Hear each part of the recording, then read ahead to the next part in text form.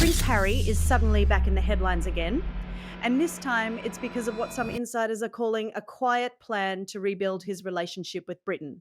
Now, before anybody gets excited, this isn't some dramatic royal comeback where he walks back into Buckingham Palace and everything goes back to normal. That ship sailed a long time ago. But according to reports, Harry is apparently trying to reshape how the British public sees him. And honestly, the timing of it all is pretty interesting. Over the last few months, a lot of people have noticed a pattern. Harry has been speaking more frequently about issues connected to the UK. He's made comments about Ukraine, spoken about social issues, and attached himself to causes that have international attention but also resonate with audiences back home. At first glance, it might just look like another celebrity speaking about world events.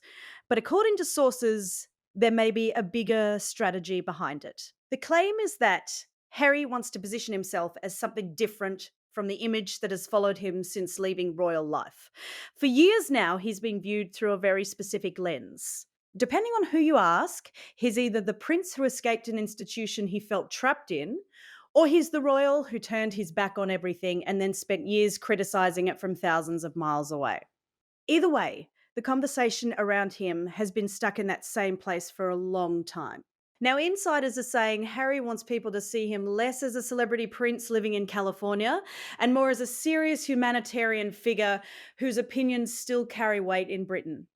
Whether people agree with him or not, that appears to be the direction he's trying to move in. And honestly, if you look at some of his recent appearances, you can kind of see why people are connecting those dots. There has definitely been a shift.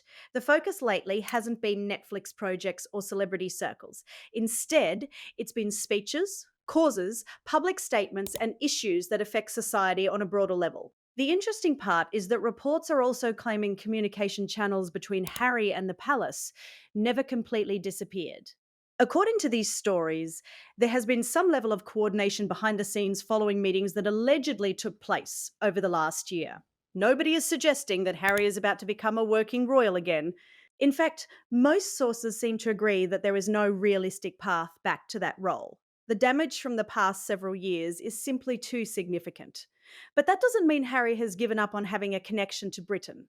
One source described it as Harry trying to create a version of himself that exists outside the monarchy, while still benefiting from the recognition that comes with being Prince Harry. And honestly, that's probably the most interesting part of this whole story. Because if that's true, then Harry is attempting something very difficult. He's trying to separate himself from the institution while keeping the influence that came from being part of it. And whether you support him or not, that's a balancing act that almost nobody has successfully pulled off. The challenge for Harry is that public perception doesn't change overnight, especially when people have spent years forming strong opinions about you. And when you look at the polls, that reality becomes pretty obvious. There was a time when Prince Harry was one of the most popular members of the royal family. People genuinely loved him. He was often seen as the relatable royal, the one who seemed more relaxed, more approachable, and more connected to ordinary people than some of the others. Back then, it felt like he could do no wrong. Fast forward a few years, and the picture looks very different. The Oprah interview changed everything. Then came the documentaries, the interviews, the book, and the endless headlines. Every few months, there seemed to be another chapter added to the ongoing royal drama. Supporters argued Harry was simply telling his truth. Critics argued he was making a career out of attacking his own family. Regardless of which side people landed on, one thing became clear. The relationship between Harry and a large portion of the British public became far more complicated than it had ever been before. That's why this reported comeback strategy is getting so much attention. According to insiders, Harry understands that he cannot simply return and expect everyone to forget what happened. Instead, the goal appears to be building a completely different public identity. Rather than focusing on royal status, he wants the conversation to revolve around humanitarian work, social issues, mental health advocacy, and international causes. From a purely strategic standpoint, it actually makes sense. The problem is that every time Harry comments on issues affecting Britain, critics immediately point to the fact that he no longer lives there. That criticism follows him everywhere. Whenever he speaks about politics, social issues, or life in the UK, there are always people asking the same question. How connected can he really be to everyday British life when he's been living in California for years? That criticism has become one of the biggest obstacles standing in the way of any image rehabilitation effort. Because even when Harry is discussing topics he genuinely cares about, a large number of people view it through that lens. And then there's the royal family itself. Most reports suggest Harry knows there's no realistic route back into the inner workings of the monarchy. Nobody expects him to suddenly become a senior working royal again. That conversation is basically over. Instead, sources say Harry wants something different. He wants to establish a respected public role that exists independently from the institution, not a royal return, not a palace office, not ribbon cutting ceremonies every week, something separate. The issue is that being separate from the monarchy while still carrying the title of prince creates a strange situation. No matter what Harry does, people are always going to connect him back to the royal family. He could spend years focusing exclusively on charity work and humanitarian causes, and headlines would still describe him as Prince Harry. That connection can help him, but it can also work against him because every statement, every interview, and every appearance gets filtered through years of royal history. People aren't just evaluating what Harry says today, they're comparing it to everything that happened before. And according to some insiders, Harry still feels emotionally connected to Britain despite everything that has happened. They claim he wants a stronger relationship with the country moving forward, even if it looks completely different from the role he once had. Whether that's realistic is where the debate really begins. Because here's the thing, wanting a stronger connection with Britain and actually rebuilding one or two, completely different things. According to reports, people close to Harry believe he sees himself operating on a much bigger stage now, not just as a member of the royal family, but as an international figure who speaks about global issues. In their view, Harry isn't limiting himself to royal traditions anymore. He's trying to create a role that extends far beyond palace walls.